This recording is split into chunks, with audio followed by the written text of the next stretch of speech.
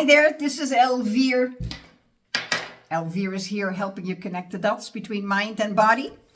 In my previous video, I talked about being vulnerable and I talked about the incredible pain in my back that I'm having right now.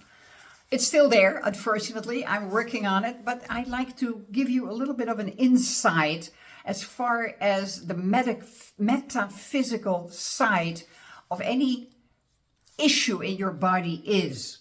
Because, as I said before, the mind instructs the brain and the brain instructs the nerve or sends the message through the nerves to any part of the body. So what does pain in the back mean? Especially pain in the lower back. I don't have particular pain in the lower back. It's more like, excuse me, lower and mid back. And let me tell you, on from a metaphysical standpoint, and I didn't invent this, please, I have been studying this for 15 years or something from masters who really knew what they were talking about. So pain in the back represents the support of life, and the lower back is support of money, the lack of money, the lack of financial support, the fear of money.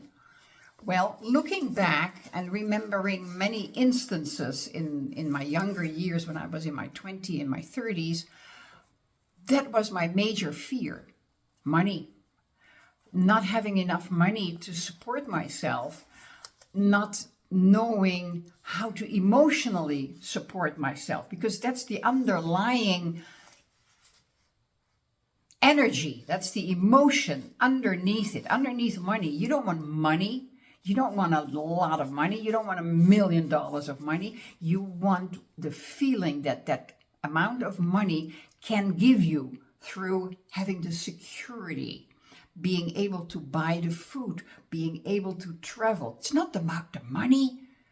It's about what does the money help you create in your life. It's a mindset. Money is a mindset, because do you feel you deserve to earn a lot of money? Do you feel you're good enough to earn a lot of money? Well, I was raised wonderfully, but I was raised with a little bit of lack of the emotional support in my life.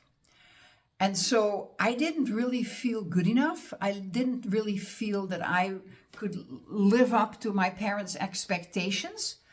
That's the reason why I didn't go to university. I saw my brother, as he was in the beginning struggling in the university, explaining to my parents what he was doing, etc., and my father not accepting that. And my father was a smart man, but in communication and in expressing his love for his children, no, he didn't get the bonus prize on that. It's very interesting. My father was a dentist, and you know how that goes with the dentist. You sit there and they ask you, so how is it going? You know, how are you doing? And then you have your mouth open. How the hell can you ever have a conversation with a dentist? So think about that. So anyway, the lack of money was always there for me. I didn't lack money. I didn't lack anything. I didn't lack anything in my childhood either, but it was always, we have to be careful with money, and that's, so the money was a huge issue, as it is for many millions of people, as the basis of the start of my life. And I carried that forward for decades because I didn't understand it. I didn't understand where that comes from. Well, first of all, money is a manipulation tool. It's a manipulation tool. Look at the government nowadays. It's just, they're suppressing us by raising prices on the basic ingredients of life, food. Yeah. So I don't want to go in that. I don't ever discuss politics or religion. That's not what I do. But money is a mindset. And you got to ask yourself, do I feel good enough to earn a lot of money? Because when you're younger than me, if you continue to have that feeling of not feeling good enough to earn the money you feel you deserve, you would like to have to do all the things that you want to do, that you see in the magazines, that you see online, and that you're tempted to earn. You don't make money, only the mint makes money, you earn money. You're tempted to yet purchase another program because that is the one, etc., etc., etc. And you can purchase the most wonderful program if you do not, in the core of your body, believe that you are worthy of having the success that they show you that you can do. And you have to always check people who show you those programs, who want to sell those programs. Are they living the lifestyle that you want to live? Have they made that? Have they earned the millions of dollars that they say that you can earn with this program? Be very careful. Only believe mentors who can show you that they have earned the money through what they are wanting to teach you. So, lack of money is detrimental to your health. The feeling of lack of money is detrimental to your health. And I have carried that forward for many, many decades. So that has been eroding my health. Very simple. And now I have the incredible muscle pain. I'm working on that. And underneath the head is a bulging disc. Lack of support, bulging disc. And here's another thing I want to give you. The skeleton cannot stand on itself. If you go to a physiotherapist, they always have the skeleton hanging there. It doesn't stand on its own feet. That should perhaps tell you something. You need the muscle, and that's why you have muscle, to support the structure of the skeleton. Well, I didn't realize that either until about a couple of years ago, 2-3 years ago, max. Actually 2022 is when, and it's 25 now. So I realized that's what I need to work on to get my skeleton supported by the muscles.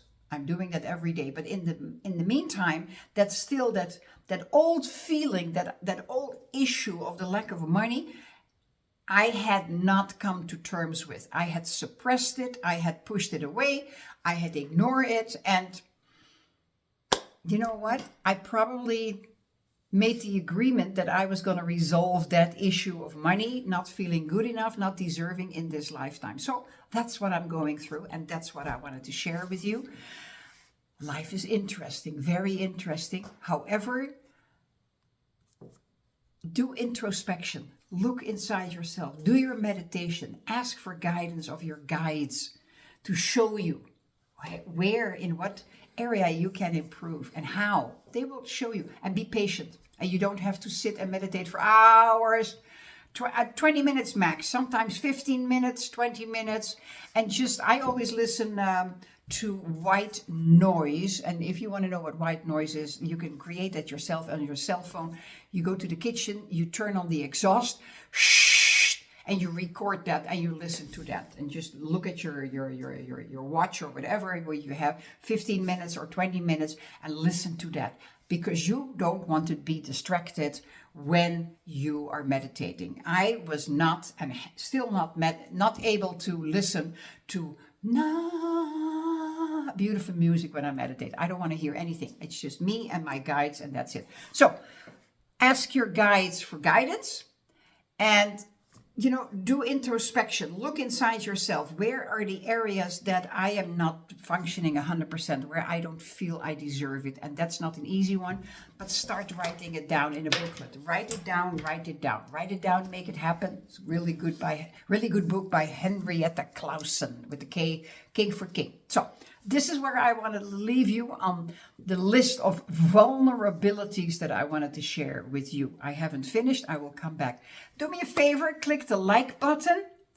YouTube sends it out to more people. Then subscribe, the same effect. When you subscribe, you are up to date of all the videos that I make. Share it with those who you think could benefit from it. And ask yourself, how is this all affecting my body? Leave me a comment below. Tell me, give me your feedback. Ask me questions. I'm here to help you because I've gone through the middle of life already a little bit. Thank you for tuning in. Take care.